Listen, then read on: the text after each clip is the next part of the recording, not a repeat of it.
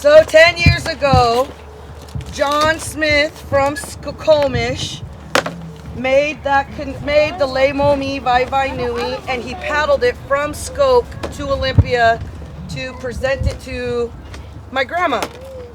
And it was really neat. So he paddled it all the way into Olympia, and then when we took the floor in Nisqually, they carried it out on the floor and they presented it with her, and the whole family came out, and so it was really, really nice.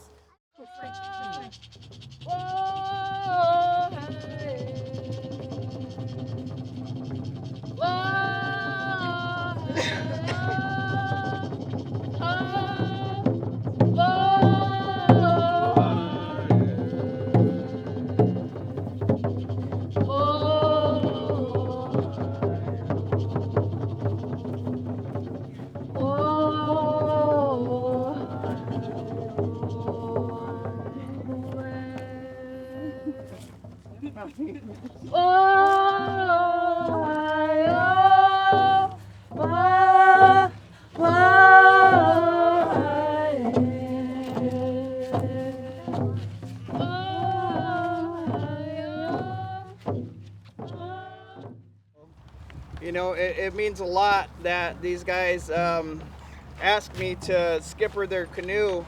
So the last couple years, I've been, trained my daughter Diani right here to skipper the canoe.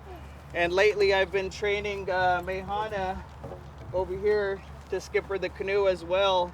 All the things that we're doing, it's our responsibility as the older ones to get the knowledge and pass it on to these younger ones, because these kids are going to be the ones standing up here soon.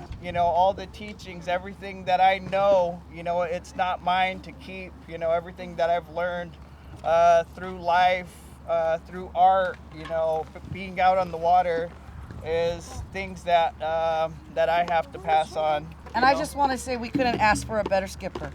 Thank you, Kyle. Yep.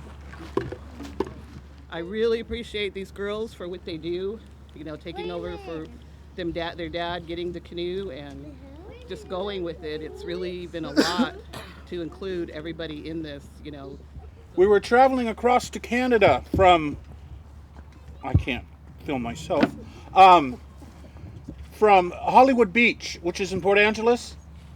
We got midway across the straits, and if anybody's been up that way, you know how tough the straits can be. Our skipper at that time, I think, was Kyle's uncle, but he wanted to turn around and go back. His puller says, no, we're going across. We didn't have a relief skipper back then. Mr. Sanchez, Kyle stepped up. I don't know if he had skippered prior to then, but he got him the roughest part across the straits, and it just made my heart just swell up. It was just nice to see these young kids step up like that, and I don't know if that's ever been told, but he didn't have to do it. He knew he didn't want to go backwards. There was no sense in going back. It was just great seeing him step up like that, because a lot of canoes, and gosh, how many think half of them had to be towed? I bet half of them had to be towed, because the water just gets extremely rough out there when the tide is changing, and if it's wind is blowing of any sorts. But yeah, got him all across safely, so knew then he was going to be a skipper. All right, guys, well, we're going to close this up with Nisqually Blue, and then we'll get on with the egg hunt.